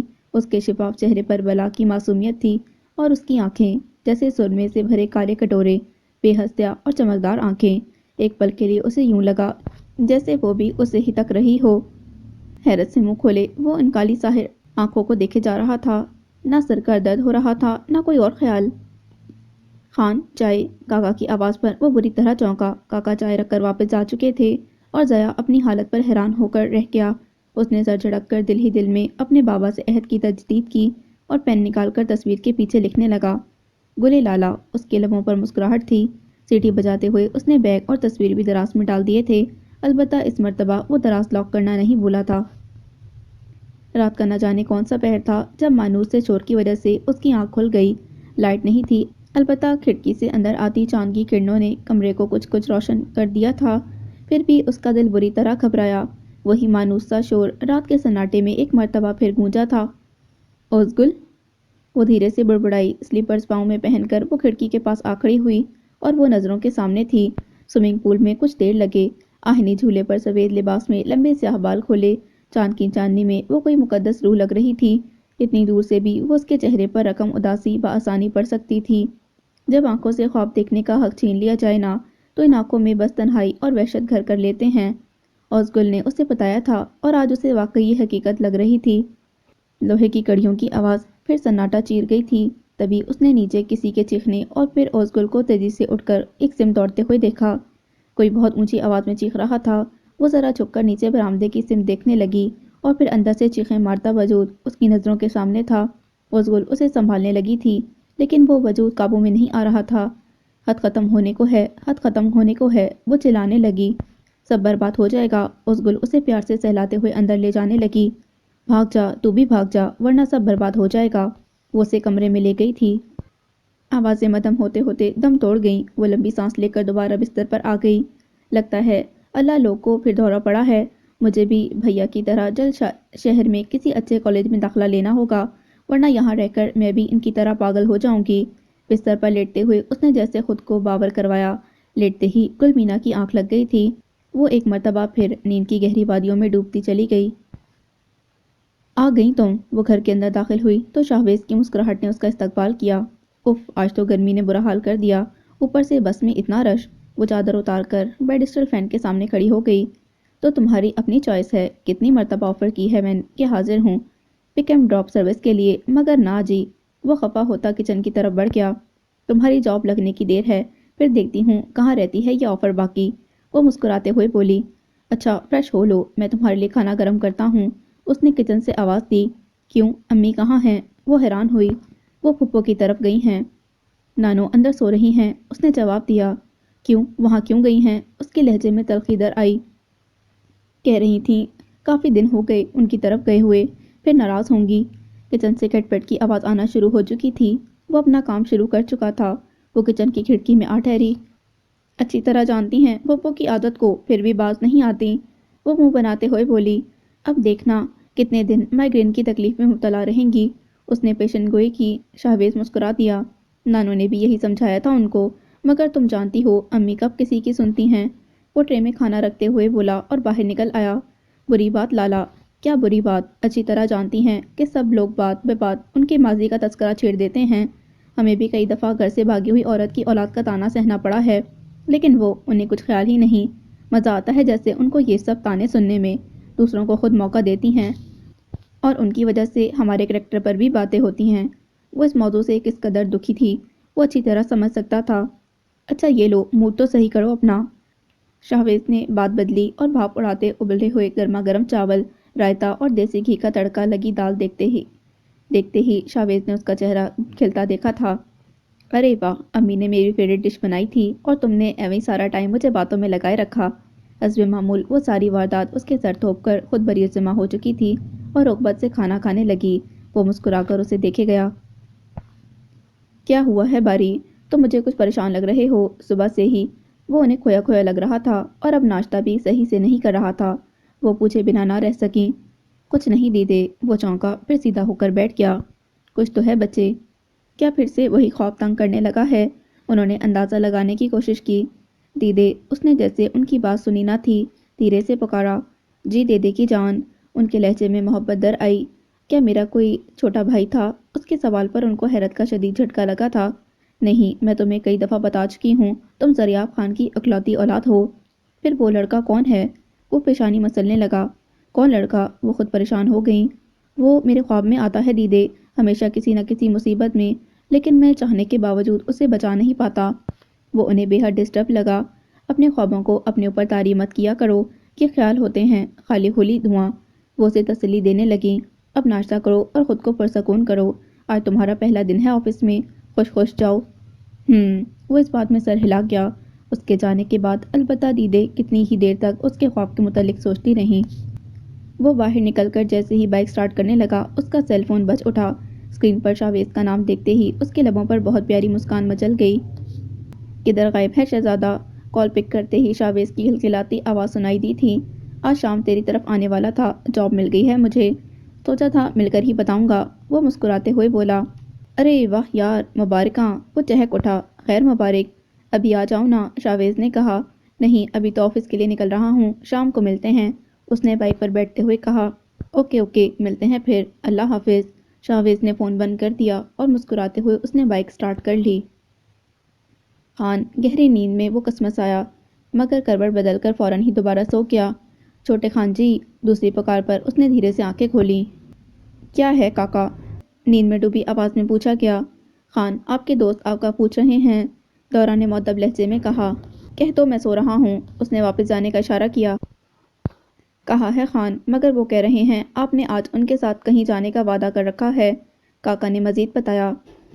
یاد ہے مجھے، مگر ابھی میرا بالکل بھی موڈ نہیں ہے کاکا، اس نے انکار کیا۔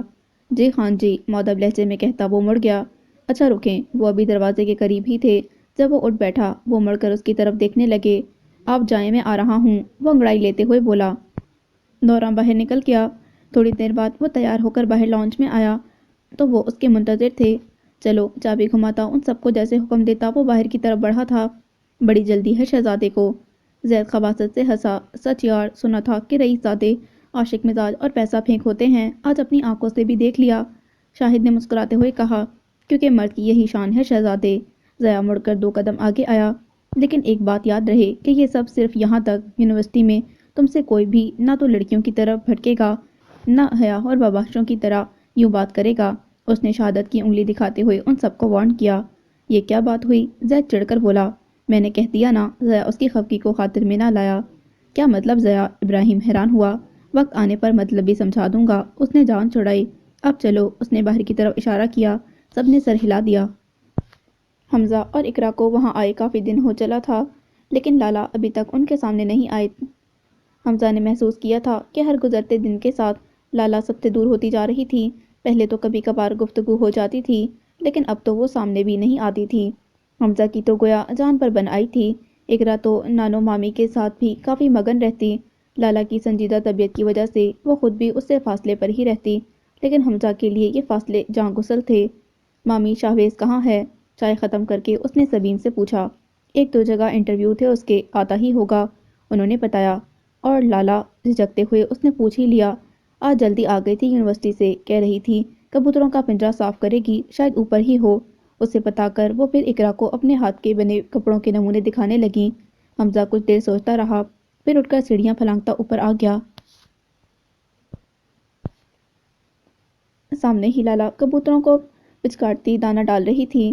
اس کی نظر حمزہ پر پڑی، لیکن وہ فوراً ہی رخ پھیر گئی۔ کیسی ہو؟ وہ دھیرے دھیرے قدم اٹھاتا اس کے قریب آ گیا۔ ٹھیک ہوں، اس نے اس کی طرف دیکھے بغیر ہی جواب دیا۔ آج کل کیا مجھ سے پردہ کرنے لگی ہو؟ وہ اس کے سامنے آ گیا۔ اگر ایسا کچھ ہے تو مجھے بتا دو، میں خود ہی تمہارے لیے آسانی کر دوں گا۔ تمہیں پریشان ہونے کی ضرورت نہیں، میں خود اپنا آپ چھپا تو لیتی ہوں۔ وہ اس کی آنکھوں میں دیکھتے ہوئے بولی۔ انسان تب چھپ سکتا ہے جب اسے کسی کی نظریں نہ پہنچ سکیں۔ وہ اس کے قریب ہوا۔ تم تو میری نظروں میں اس قدر گہرا عکس پا گئی ہو کہ کچھ نظر ہی نہیں آتا۔ اس کی نظروں کی سچائی پر وہ نظر بدل گئی۔ آج پھپھو نے یہاں آنے کی اجازت کیسے دے دی؟ وہ بات بھی بدل گئی۔ وہ ٹھنڈی سانس بھر کر رہ گیا۔ اقرا کو کچھ شاپنگ کرنی تھی، سوچا تم سے ملتا چلوں۔ دونوں ہاتھ پینٹ کی جیب میں ڈالے وہ اسے دیکھ رہا تھا۔ سفید شیفون کے سوٹ پر گلابی دوپٹے میں اس کی سفید رنگت نکھر گئی تھی۔ وہ چاہ کر بھی اس کے چہرے سے نظر نہیں ہٹا پا رہا تھا۔ وہ مطلب گھر جا کر شاپنگ کا بہانہ بنانا ہے؟ وہ ہنس دی۔ میری مجبوری کا مذاق مت بنایا کرو۔ وہ خفا ہوا۔ تم محبت جیسے خالص جذبے کا مذاق مت بنایا کرو، وہ بھی تیز لہجے میں بولی۔ حمزہ بے بسی سے لب کاٹنے لگا۔ تم تو بنا بولے بنا کہے میری بات سمجھ لیا کرتی تھی لالا۔ وہ اس کا بازو تھام کر اسے جھٹکا دیتے ہوئے بولا۔ تو پھر اب یہ اجنبیت کیوں؟ اس کی آنکھوں میں لالا کو اپنا عکس صاف نظر آیا تھا۔ اس کے دل کو کچھ ہوا، لیکن سختی سے خود کو کوئی بھی نرمی برتنے سے روکا تھا اور ایک جھٹکے سے اپنا ہاتھ چھڑوایا۔ کیونکہ میں اپنی اور اپنی امی کی اوقات اور تمہاری ماں کی مجبوریوں سے اچھی طرح واقف ہوں۔ وہ تلخ ہوئی تھی۔ اور ہاں، ایک بات یاد رکھنا حمزہ علی زیدی، کمزور سی لڑکی ہونے کے باوجود میں تمہیں کسی معاملے میں بھی کوئی رعایت نہیں دے سکتی۔ تمہاری ماں کے معاملے میں تو بالکل بھی نہیں۔ ویسے بھی میرا ماننا ہے جہاں عزت پر حرف آئے وہاں سے ہٹ جانا ہی بہتر ہے، وہ سخت لہجے میں بولی۔ حمزہ لب کو چلتا رہا۔ اب جاؤ ورنہ تمہاری ماں کو شک ہو جائے گا، تلخی سے کہتی وہ سیڑھیوں کی طرف بڑھ گئی۔ حمزہ وہیں کھڑا اسے جاتا دیکھتا رہا۔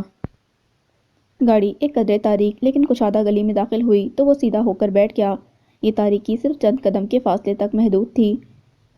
2 منزلہ عمارتوں کے درمیان پہنچتے ہی ہر طرف جیسے اجالے پھیل گئے تھے۔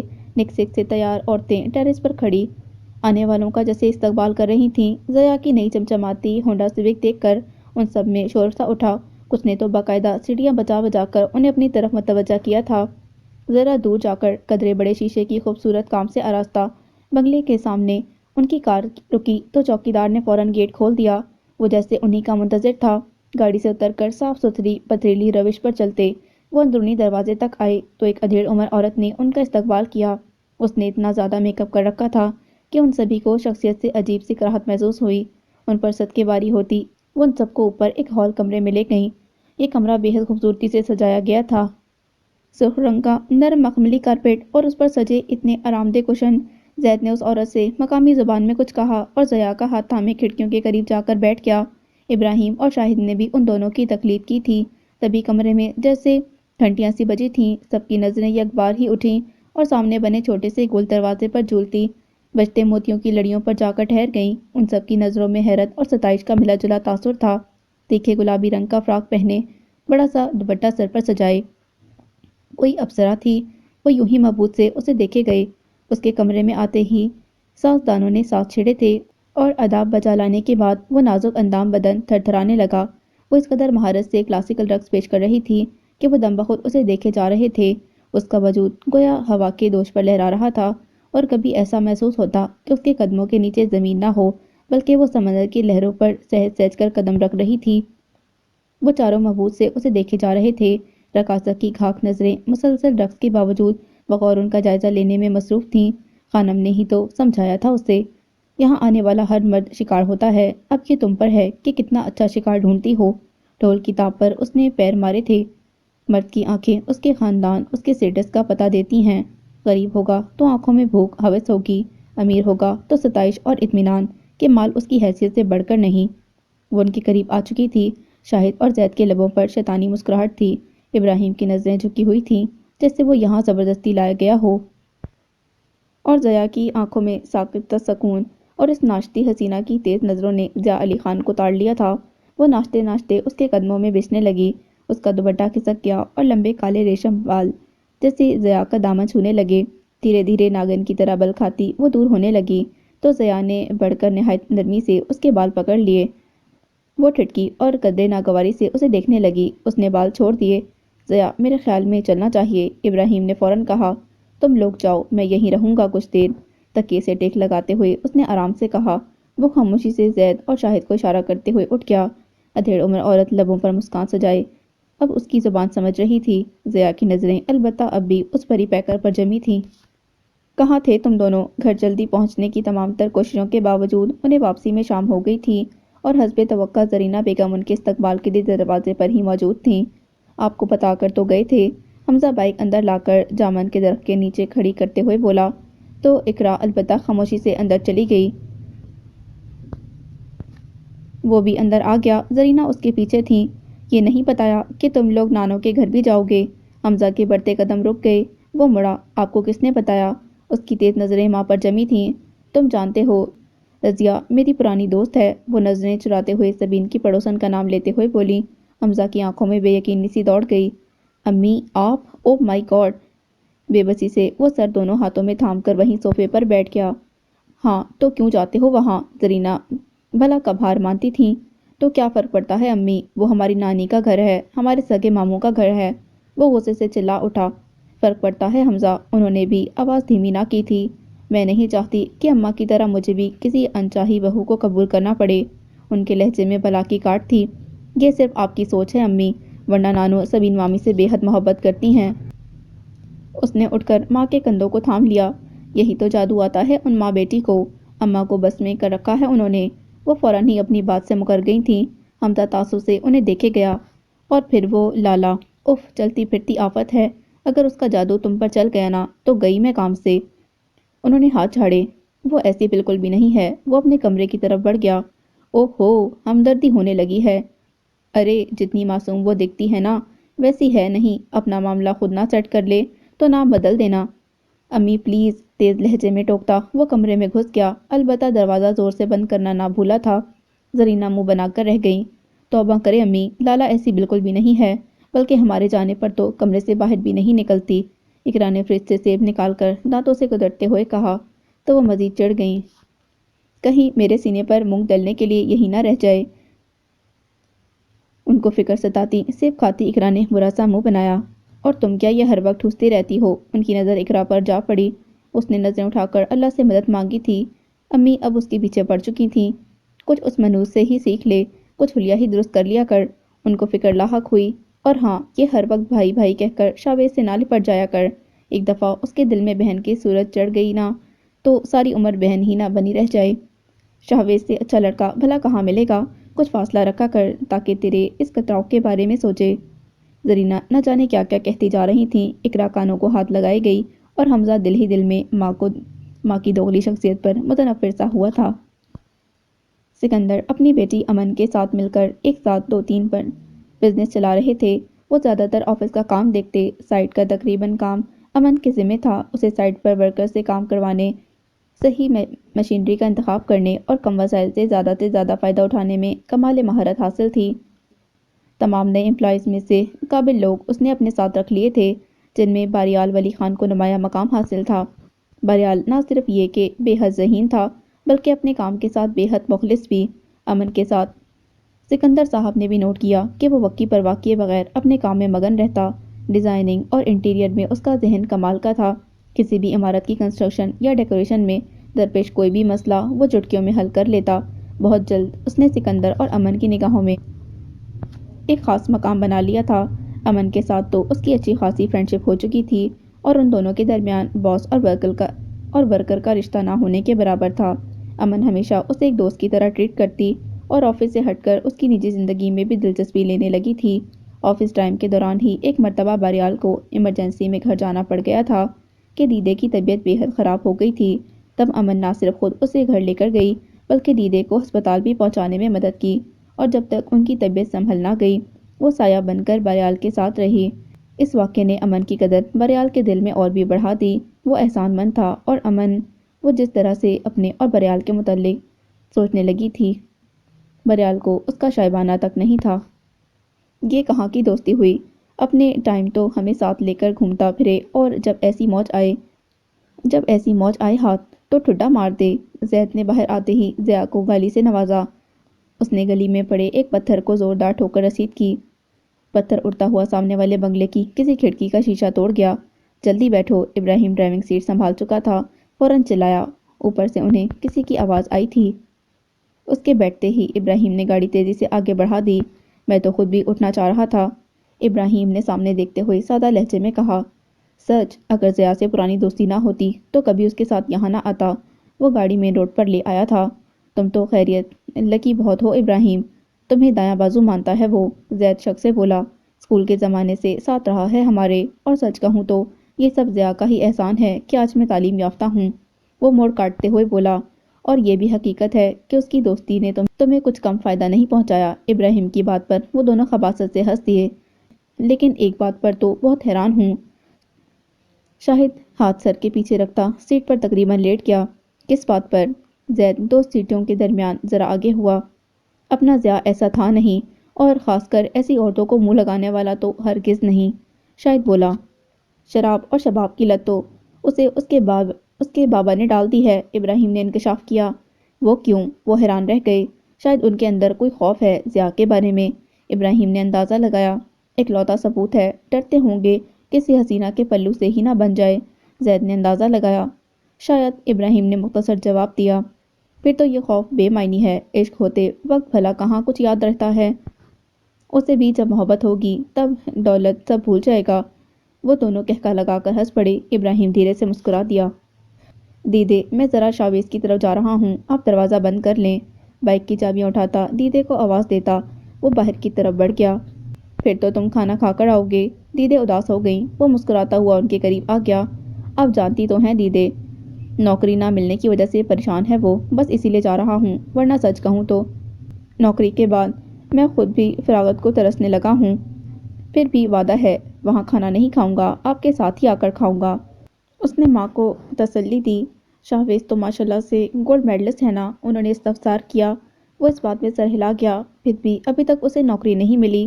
وہ حیران ہوئی، اس ملک میں ڈگری نہیں، دیدے سفارش چلتی ہے۔ وہ تلخ ہوا۔ یہ تو ہم بندوں کے مفروضے ہیں بچے، ورنہ ملتا وہی ہے جو اس مالک کا حکم ہوتا ہے۔ انہوں نے آسمان کی طرف سر اٹھا کر کہا۔ لیکن حق تلفیاں صرف یہیں ہوتی ہیں دیدے، نیچے زمین پر چھوٹے سے چھوٹے عہدے سے لے کر بڑے عہدوں تک جس قدر طاقت ہے ہڑپ کر جاتا ہے، اور مزے کی بات ہے کہ ہضم بھی کر جاتا ہے۔ اس کے چہرے پر طنزیہ مسکراہٹ پھیل گئی تھی۔ پتہ ہے دیدے، خود مجھے آفس کے مینیجر نے بتایا ہے کہ میری سیٹ پر بہت تگڑی سفارش تھی، لیکن صرف میم امن کی وجہ سے مجھے یہ سیٹ ملی ہے، کیونکہ انہوں نے صاف کہہ دیا کہ انہیں سفارشی قابل قبول نہیں۔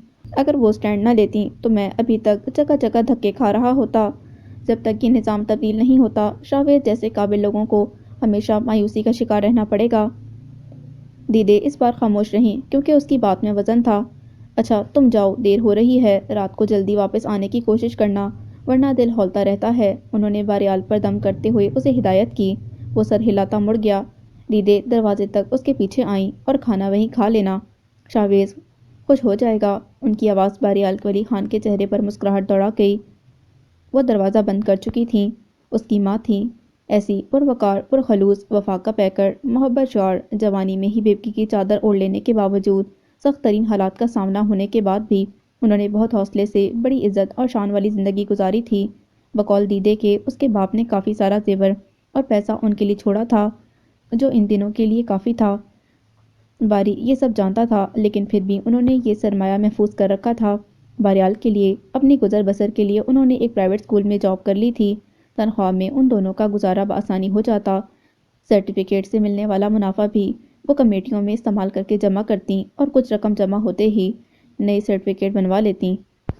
باریال کی تعلیم کے بعد تو اس کی نوکری کے بھی خلاف تھیں۔ وہ چاہتی تھیں کہ باریال اپنا ہی کوئی بزنس شروع کر دے، لیکن وہ نئے دور کے تقاضوں سے اچھی طرح واقف تھا۔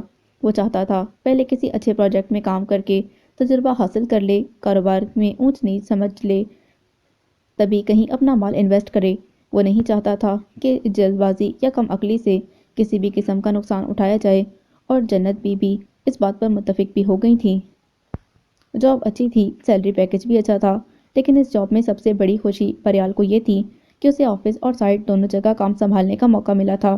اس طرح کے کنسٹرکشن اور مینیجنگ کے حوالے سے بہت سے اہم نکات وہ بہت جلدی سمجھ گیا تھا۔ اب وہ دن زیادہ دور نہیں تھے جب وہ بہت جلد اپنے خواب کی بنیاد رکھ دیتا، دنیا کے سب سے سستے اور معیاری ہوٹل بنانے کا خواب، جہاں سب کو یکساں سہولت ملے، اور اسے یقین تھا کہ منزل اب زیادہ دور نہیں۔ سبین، بات سنو بیٹا۔ وہ عصر کی نماز پڑھ کر فارغ ہوئیں تو اپنے کمرے کے دروازے پر کھڑی اماں نے پکار لیا۔ وہ سیدھی ان کی طرف آ گئی۔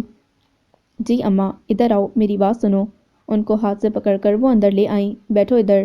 اپنے بستر پر بٹھاتے ہوئے وہ ادھر ادھر دیکھنے لگیں۔ کیا ہوا ہے اماں؟ سبین الجھ گئیں۔ ابھی رضیہ آئی تھی نا، انہوں نے اپنی پڑوسن کا کہا۔ خالہ رضیہ؟ ہاں، ایک دو رشتوں کا بتا رہی تھیں اپنی لالا کے لیے، اماں بتانے لگیں۔ نہ جانے کیوں سبین کا چہرہ بجھ سا گیا۔ خاندانی لوگ ہیں، لڑکے بھی اچھی پوسٹوں پر ہیں، لیکن اماں، لیکن کیا سبین؟ سچ کہوں تو زرین کے رویے نے میرا دل توڑ دیا ہے، وہ تعصب سے کہتی تکیے سے ٹیک لگا گئیں۔ خود بخود سبین کی آنکھیں جھک گئیں، جیسے یہ سب ان کا ہی قصور ہو۔ تم کیوں نظریں جھکاتی ہو؟ اماں نے ہاتھوں کا پیالہ بنا کر ان کا چہرہ اس پیالے میں بھر لیا۔ سبین ان کے بیٹے ارتضیٰ کی محبت تھی۔ کتنا مان، کتنی محبت دی تھی اس نے سبین کو۔ بے شک سبین نے اپنے گھر سے بھاگ کر ارتضیٰ کے لیے سب کچھ چھوڑ دیا تھا، لیکن وہ گواہ تھیں کہ ان کی بہو بیٹے نے کوئی غلط قدم نہیں اٹھایا، شریعت کے تمام اصولوں کے مطابق عزت سے ایک دوسرے کو اپنایا تھا۔ ارتضیٰ ہوتا تو اب بھی میں دیکھتی زرینہ کیسے کوئی بات کرتی ہے تیرے بارے میں۔ میں تو ماں ہوں، مجبور ہو جاتی ہوں خاموش رہنے پر۔ وہ شرمندہ تھیں۔ ارے نہیں اماں، انہوں نے فوراً اماں کے ہاتھ تھام لیے۔ مجھے کوئی فرق نہیں پڑتا کہ زرینہ کیا کہتی ہے۔ آپ ارتضیٰ، شاویز اور لالا کے بعد مجھے کسی اور رشتے سے کوئی مطلب رہا ہی نہیں۔ لیکن وہ کچھ سوچنے لگیں۔ لیکن کیا؟ بات لالا کی ہے اماں، ابھی تو حمزہ کے متعلق آپ کی طرف سے کی گئی رشتے والی بات پر ہی غصہ ہے، ایسے میں ان نئے لوگوں کے متعلق کوئی بھی بات اسے نہ بھڑکا دے۔ وہ الجھ سی گئیں۔ تم اس کی فکر نہ کرو، میں اسے سمجھا لوں گی، ویسے بھی میری بات نہیں ٹالے گی وہ، تم دیکھ لینا، انہوں نے پر اعتماد لہجے میں کہا۔ دیکھ لیں اماں آپ، میں تو بس یہ چاہتی ہوں میری بیٹی خوش رہے۔ آمین آمین، اماں نے فوراً ہاتھ کھڑے کر دیے۔ دعا کے لیے سبین دھیرے سے مسکرا دی تھیں۔ یہ کمرہ بے حد کشادہ تھا۔ جہازی سائز بیڈ پر تازہ پھولوں کی پتیاں اس کی سانسیں مہکا رہی تھیں۔ عجیب سی مدہوشی ذہن پر چھائی جا رہی تھی۔ نہ جانے یہ کمرے کے خوبصورت معطر ماحول کا اثر تھا یا اس مشروب کا جو اسے یہاں آتے ہی نوازا گیا تھا۔ تبھی ایک طرف لگی موتیوں کی لڑیاں گنگنائیں۔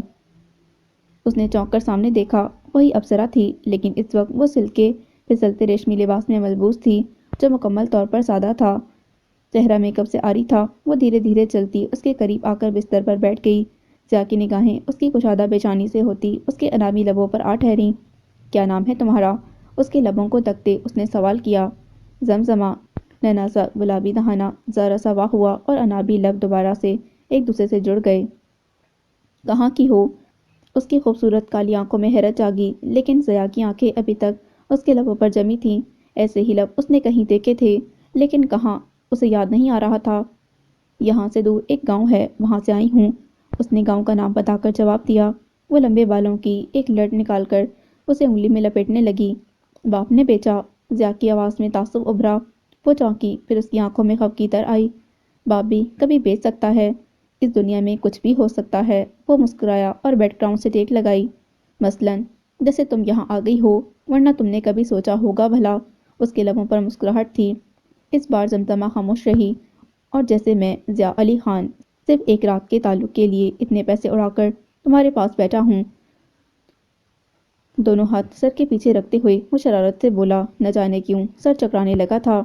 کم از کم میں نے تو کبھی نہیں سوچا تھا۔ کیا مطلب؟ زمزمہ کی آنکھوں میں حیرانی ابھری۔ مطلب یہ کہ میں ایسے تعلقات پر یقین نہیں رکھتا، اس نے صاف گوئی سے کہا۔ تو پھر تم نے اتنے پیسے کیوں ضائع کیے؟ اسے ضیاء کے لیے اتنا افسوس ہو رہا تھا کہ وہ خود بھی حیران تھی، کیونکہ وہ اب جس جگہ سے تعلق رکھتی تھی وہاں صرف پیسہ اہمیت رکھتا تھا۔ احساسات اور جذبات یہاں کبھی سانس نہ لیتے تھے، تو اسے ضیاء کے اس نقصان پر افسوس ہوا۔ واقعی اچنبھے کی بات تھی، تمہارے لبوں کی وجہ سے۔ ضیاء کی بات پر وہ کہکا لگا کر ہنس دی۔ سچ کہہ رہا ہوں، اسے برا لگا۔ مطلب تم جس سے محبت کرتے ہو اس کے ہونٹ میرے لبوں سے ملتے ہیں؟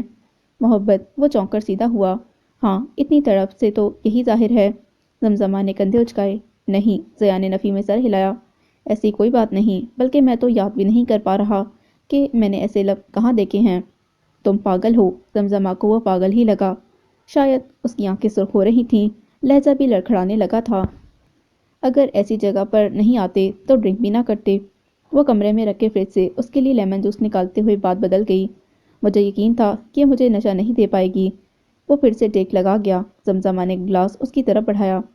کچھ شرابیں اور حسن بہت خاص ہوتے ہیں، مدہوش کر ہی دیتے ہیں۔ ضیاء نے دھیرے سے گلاس تھام لیا۔ وہ مڑنے لگی کہ ضیاء نے ہاتھ تھام لیا۔ یہاں بیٹھو، میں تمہیں یوں ہی کچھ دیر اپنے قریب محسوس کرنا چاہتا ہوں۔ وہ چپ چاپ بیٹھ گئی۔ ضیاء جوس پینے لگا۔ جس کی ایک جھلک نے تمہیں اس قدر دیوانہ بنا دیا ہے خان، اس کی غربت تو تمہیں مار ہی دے گی۔ اسے پھر سے اپنے لبوں کو دکتا دیکھ کر وہ دھیرے سے مسکرائی تھی۔ ضیاء علی خان مٹنے کے لیے نہیں، مٹانے کے لیے پیدا ہوا ہے۔ اس نے زمزمہ کی نازک کلائی اس قدر مضبوطی سے پکڑی کہ وہ کرا اٹھی۔ خان، چھوڑو۔ اس کی موٹی کالی آنکھیں پانیوں سے بھر گئیں۔ ضیاء نے فوراً ہی اس کا ہاتھ چھوڑ دیا تھا اور اس کے بیٹھ کو چھوتے کالے ریشمی بال ہاتھوں میں لے لیے۔ اس کی موٹی کالی آنکھیں پانیوں سے بھر گئیں۔ ضیاء نے فوراً ہی اس کا ہاتھ چھوڑ دیا اور اس کے بیٹھ کو چھوتے کالے ریشمی بال ہاتھوں میں لیے تھے۔ مجھے لگا تم لوگوں کو درد سہنے کی عادت ہوگی۔ وہ پہلی مرتبہ اس کی آنکھوں میں دیکھ کر بات کر رہا تھا۔ زمزمہ نے آنکھوں میں بھر آنے والے آنسوؤں کو بہہ جانے دیا۔ ہمیں درد محسوس ہی نہیں ہوتا، لیکن آج نہ جانے کیوں پھر لگا کسی اپنے نے درد دیا ہو جیسے۔ ضیاء کی آنکھوں میں دیکھتی وہ بکھر سی گئی۔ بلا ارادہ ہی ضیاء نے اس کی گالوں پر لڑکتا وہ موتی اپنی پوروں سے چن لیا تھا اور پھر فوراً ہی اٹھ کھڑا ہوا۔ میں چلوں گا۔ اٹھتے ہوئے وہ ذرا سا لڑکھڑایا۔ زمزمہ نے تیزی سے اسے بازوؤں سے پکڑ کر سنبھال دیا تھا۔ ابھی مت جاؤ خان، طبیعت سنبھل جائے تو۔ ضیاء نے ہاتھ اٹھا کر جیسے اسے مزید بولنے سے منع کیا تھا، پھر جیب سے والیٹ نکال کر چند نیلے نوٹ زمزمہ کے قدموں میں اڑائے تھے اور مڑ کر باہر نکل گیا۔ خان، اس کی آواز گلے میں ہی دم توڑ گئی۔ شاویز کے گھر سے نکلتے نکلتے اسے واقعی دیر ہو گئی تھی۔ رات کے 12 سے بھی اوپر ٹائم ہو چلا تھا۔ اسے یقین تھا دیدی اس کے انتظار میں ابھی تک جاگ رہی ہوں گی، تبھی اس کی بائک ہوا سے باتیں کر رہی تھی۔ مین سڑک سے جیلی روڈ پر موڑ کاٹتے ہوئے بھی اس نے بائک کی رفتار کم نہ کی تھی اور اگلے ہی لمحے اسے اپنی غلطی کا شدت سے احساس ہوا تھا۔ صرف چند قدم کے فاصلے پر پڑا بے حس و حرکت وجود دیکھ کر اس نے تیزی سے بائک لگائی تھی۔ جس قدر تیزی سے بائک لگی تھی، اس قدر شدت سے اس کی بائک ہوا میں اچھلی تھی۔ اس نے ہینڈل چھوڑ دیے تھے۔ ذرا دیر ہوا میں رہنے کے بعد وہ زور سے سڑک کے کنارے خود رو جھاڑیوں میں جا گرا تھا۔ موٹر سائیکل بھی کچھ فاصلے پر جھاڑ جھنکار سے الجھ کر سڑک کے نیچے جانے سے بچ گئی تھی۔ درد کی تیز لہر نے اس کے وجود کو اپنے حصار میں لے لیا تھا۔ ایک درخت کا سہارا لے کر کپڑا جھاڑتے ہوئے وہ اٹھ کھڑا ہوا اور پھر اچانک یاد آتے ہی وہ تیزی سے اس بے جان وجود کے پاس آیا۔ 23-24 کی عمر کا وہ لڑکا ہوش و خرد سے مکمل طور پر بیگانہ تھا۔ اس کے چہرے اور بازوؤں پر ہلکی چوٹوں کے نشان تھے۔ آج کل شہر کی لوٹ مار کی وارداتیں بڑھ گئی تھیں۔ لمحے کے 1000ویں حصے میں وہ سمجھ گیا تھا کہ مین روڈ پر ضرور اس کی کوئی بدماش گروپ سے جھڑپ ہوئی ہوگی۔ وہ اسے لوٹنا چاہ رہے ہوں گے اور اس کی مزاحمت پر وہ اسے مار پیٹ کر یہاں پھینک گئے ہوں گے۔ لڑکا کسی اچھے خاندان سے لگ رہا تھا۔ چاند کی روشنی میں اس کا قیمتی لباس اور اس کا بھرا بھرا چہرہ اور صحت مند وجود اسے کسی امیر فیملی کا ثبوت ظاہر کر رہا تھا۔ بہرحال نے چند پل اس کا چہرہ تھپتھپایا۔ وہ ذرا کسمسایا، پھر آنکھیں موند گیا۔ بہرحال نے دیکھا اسے کوئی سیریس چوٹ نہیں لگی تھی، پھر بھی نہ جانے کیوں وہ اٹھ نہیں پا رہا تھا۔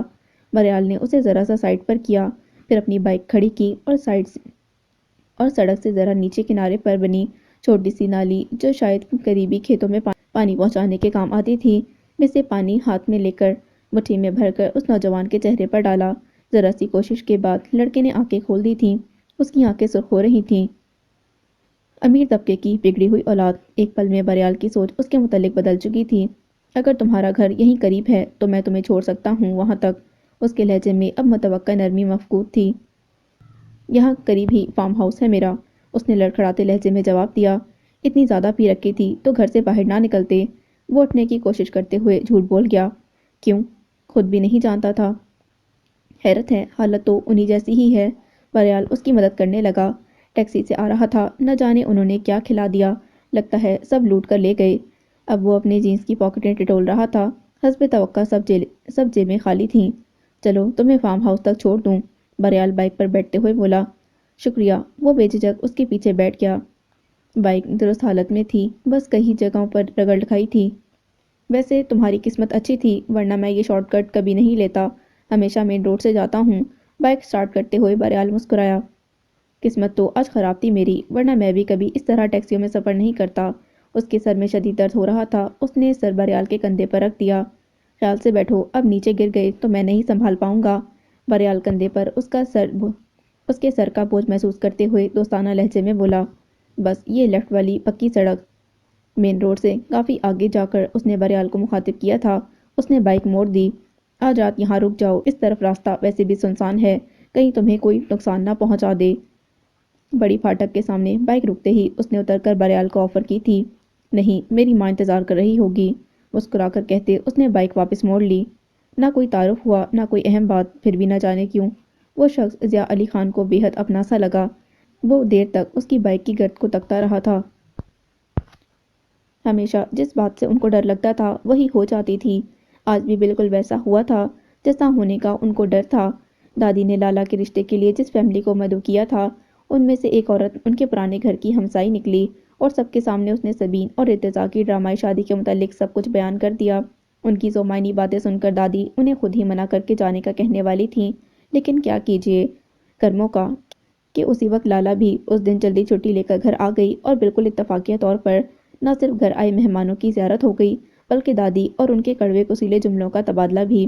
اور ان سب کے جانے کے بعد اس نے ایک طوفان مچا رکھا تھا۔ میز پر دھڑک کھانے کا سامان زمین بوس ہو چکا تھا۔ کراکری کے نئے سیٹ شور مچاتے، کرچیوں کی صورت یہاں وہاں بکھرتے چلے گئے۔ دادی چپ کا دامن تھامے کمرے میں جھانک گھسی تھیں، اور اب لالا کے غصے کی توپ کا رخ براہ راست ماں کی طرف تھا۔ جب تک آپ اپنا مذاق نہ بنوا لیں، آپ کو چین کیوں نہیں آتا امی؟ اس کا بس نہیں چل رہا تھا کہ ماں کو بازوں سے پکڑ کر جھنجھوڑ دے۔ اس میں میری کیا غلطی ہے لالا؟ وہ بے بسی سے اسے دیکھتی رہ گئیں۔ غلطی؟ کیا غلطی ہے آپ کی؟ ابھی آپ یہ بھی مجھ سے پوچھ رہی ہیں؟ اسے اور غصہ آیا۔ لالا بچے، اتنا غصہ کیوں کرتی ہو تم؟ وہ اس کے قریب آ کر اس کا ہاتھ تھام گئی۔ لالا نے ایک جھٹکے سے ان کے ہاتھوں سے اپنا ہاتھ چھڑوایا۔ کیونکہ صرف یہ غصہ ہی میرے اختیار میں ہے، خودکشی حلال ہوتی تو شاید وہ بھی کر لیتی۔ اس نے ہاتھ کی پشت سے سختی سے گالوں پر لڑکتے آنسو رگڑ کر مٹا ڈالے۔ سبین ساکت سی اسے دیکھے گئیں۔ یہ ان کی لالا تو نہ تھی، ان کی لالا تو ان کی جان تھی، کمگو، بے حد نفیس اور ہنس سی لالا۔ لیکن ارتضیٰ کی موت کے بعد جیسے زرینہ اور خاندان والوں نے نظریں پھیری تھیں، لفظوں کے تیروں نے اس کے وجود کو چھلنی کیا تھا، تب سے ان کی لالا بھی کہیں کھو سی گئی تھی۔ حد تو یہ تھی کہ اسے ماں کے آنسو نظر نہ آتے تھے، صرف لوگوں کے تانے اور رویے وہ محسوس کر لیتی تھیں، اور رفتہ رفتہ ان سے کتنی دور ہوتی جا رہی تھی۔ میں آپ کے سامنے ہاتھ جوڑتی ہوں امی، کیوں لوگوں کو گھر بلا کر میری انسلٹ نہ کروایا کریں۔ وہ رو دی۔ ان کی زبانی مجھے بار بار یہ باور نہ کروایا کریں کہ میں ایک گھر سے بھاگی ہوئی عورت کی بیٹی ہوں۔ اس کی ہچکیاں بننے لگیں۔ سبین کو لگا ان کی ٹانگیں ان کا ساتھ چھوڑ دیں گی۔ وہ وہیں پاس رکھی کرسی پر ڈھیسی گئیں۔ اگر آپ کو میری طرف سے کوئی فکر ہے نا، تو وہ ایک دم تیز لہجے میں کہتی ان کے قریب آئی، کہ میں کہیں آپ کی طرح ہی کوئی ایسا قدم نہ اٹھا لوں۔ سبین کا دل کٹنے لگا۔ تو بے فکر رہیں، لیکن پلیز آئندہ کسی بھی ایسے ڈرامے کا اہتمام نہ ہو اس گھر میں۔ میں قسم کھاتی ہوں، ورنہ میں خود کو ختم کر لوں گی، چلا کر کہتے ہوئے وہ اپنے کمرے کی طرف بڑھ گئی۔ سبین کے دل میں اٹھنے والی درد کی تیز لہر کس قدر شدید تھی، لیکن وہ ہاتھ سے سینہ مسلتے ہوئے دوبارہ خاموشی سے کام میں لگ گئیں۔ کھڑکی سے جھانکتی دادی کی آنکھیں بھیگنے لگی تھیں۔ تم نے مجھے اتنی ایمرجنسی میں کیوں بلایا؟ اقرا کے بائک پر بیٹھتے ہی اس نے سوال کیا۔ کالج کے پیچھے نہر پر چلو، پھر سب بتاتی ہوں، وہ بے فکری سے چوئنگم چباتے ہوئے بولی۔ آغا نے موٹر سائیکل آگے بڑھا دی۔ کچھ دیر بعد ہی وہ پائنچے اوپر کیے نہر کے ٹھنڈے پانی میں پاؤں ڈبوئے بیٹھی تھی، چامن کے قداور درخت سے ٹیک لگائے۔ آغا نے کچھ دیر سینے پر ہاتھ باندھے خاموشی سے اس کو بولنے کا انتظار کیا، پھر خود ہی بول پڑا۔ اب کچھ بولو گی بھی یا پکنک منانے آئی ہو؟ اس کے لہجے میں بیزاری تھی۔ بتاتی ہوں، اتنا چڑ کیوں رہے ہو؟ اقرا نے چوئنگم چباتے ہوئے اسے گھورا تھا۔ ہاں تو چڑچڑا نہ ہوں تو اور کیا کروں؟ وہ آستین چڑھاتا اس کے قریب ہی ہری گھاس پر بیٹھ گیا۔ سارا دن نوکری کی تلاش میں ادھر ادھر، اور پھر میڈم کا فون آئے تو بھاگتے ہوئے آ جاؤ، ورنہ ان کے مزاج ہی نہیں ملتے۔ وہ اب پھر سے چڑھا تھا۔ تم جانتے ہو ہمیشہ تم ہی بلاتے رہے ہو، میں نے پہلی بار بلایا ہے۔ وہ بھلا کہاں ہار ماننے والی تھی، فوراً منہ بناتے ہوئے جواب دیا۔ اب بات بھی کر لو، میں نے پھر ضروری کام سے جانا ہے۔ توبہ ہے آغا، ہوا کے گھوڑے پر سوار رہتے ہو؟ وہ خفا ہوئی۔ اچھا خفا نہ ہو، آغا نے اس کا مرمری ہاتھ اپنے ہاتھ میں لیتے ہوئے کہا۔ امبانا میرے اور شاویز بھائی کے متعلق سوچنے لگی ہیں۔ آغا کے تھامے ہاتھ میں پہنے بریسلٹ سے کھیلتے ہوئے اس نے کہا۔ کیا سوچنے لگی ہیں؟ وہ ناسمجھی سے بولا۔ ان کے اور میرے رشتے کے بارے میں، اور کیا؟ آغا کے ہاتھ سے ایک دم اس کا ہاتھ چھوٹ گیا۔ تم نے کیا کہا؟ وہ اس کی آنکھوں میں دیکھ کر بولا۔ میں نے ابھی تو کچھ نہیں کہا، لیکن تم جانتے ہو میرا جواب کیا ہوگا؟ وہ دلکشی سے مسکرائی۔ اور اگر وہ نہ مانی تو؟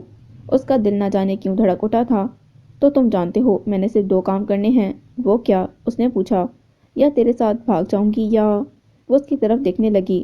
یا زہر کھا لوں گی۔ اس کے لہجے میں سچائی تھی۔ وہ تم سے تو پر آ گئی، میری خاطر اتنا سب چھوڑ دے گی؟ وہ حیرانی سے مسکرایا۔ تمہیں پا بھی تو لوں گی نا؟ اچھا زیادہ ہیروئن نہ بن، تیری اماں بھائی کو پتہ چل گیا نا تو لگ پتہ جائے گا، اس ٹائم پوچھوں گا۔ آغا نے مذاق اڑایا۔ تو کیا پوچھے گا، میں خود بتا دوں گی۔ اس نے بھی دونوں ہاتھ جھاڑے۔ آغا تو اپنی ماں کو بھیجنا۔ اقرا کو اچانک ہی خیال آیا۔ کوئی فائدہ نہیں یار، خالہ نے فوراً انکار کر دینا ہے۔ تو آ کر کوئی اچھی نوکری مل جائے تب شاید بات بن جائے۔ آمین، میری تو یہی دعا ہے، کم از کم شاویز بھائی سے پہلے تجھے نوکری مل جائے، کیونکہ پھر اماں ضرور کوئی نہ کوئی مسئلہ کھڑا کر دے گی میرے لیے۔ وہ پریشان سی ہو گئی۔ اچھا تو تم پریشان نہ ہو، اب چل تجھے کالج کے گیٹ تک چھوڑ دوں، تیرا بھائی پہلے آ گیا نا تو بہت مسئلہ ہو جائے گا۔ ہاں صحیح ہے، اقرا نے بھی تائید کی اور دونوں بائک کی طرف بڑھ گئے۔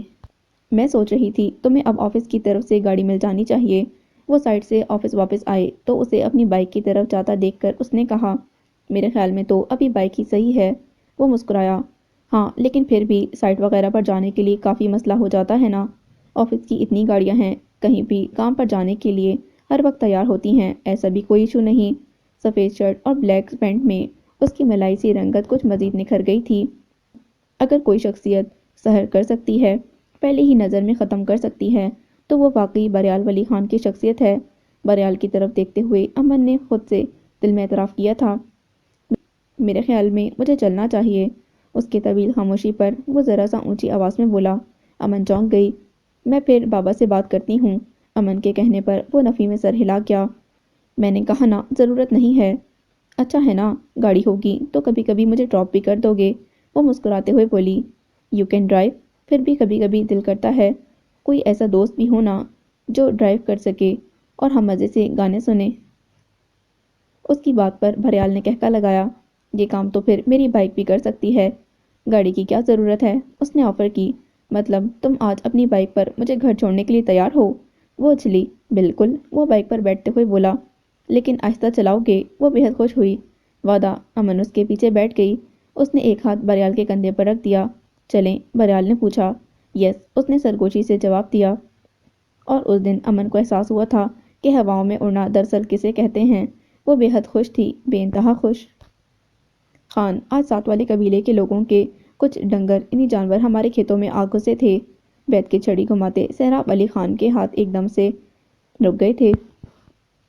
نقصان ہوا؟ بھاری لہجے میں پوچھا گیا۔ جی خان، خاصی فصل خراب کر دی ہے، لیکن ساتھ والے گاؤں کے لوگ جرمانہ بھرنے کا کہہ رہے ہیں۔ منشی علمدار نے بتایا۔ انہیں کہہ دو ہمیں جرمانہ نہیں چاہیے۔ جی خان، منشی حکم ملتے ہی سلام کرتا چلا گیا۔ شاہ سوار، وہی بھاری آواز گونجی۔ جی حضور۔ ایک تو تنومند سا آدمی فوراً آگے کو جھکا۔ جانتے ہو نا حویلی کے اصول؟ جی خان، وہ مؤدب لہجے میں بولا۔ کان کے بدلے کان، عزت کے بدلے عزت۔ خان نے چھری گھمائی۔ فصل کے بدلے فصل۔ شاہ سوار کے چہرے پر خبیث سی مسکراہٹ رینگی۔ آگ لگا دو کھڑی فصلوں کو، اور خیال رہے کوئی بندہ نظر میں نہ آئے۔ انہوں نے ہدایت کی۔ جی خان، وہ سر ہلا گیا۔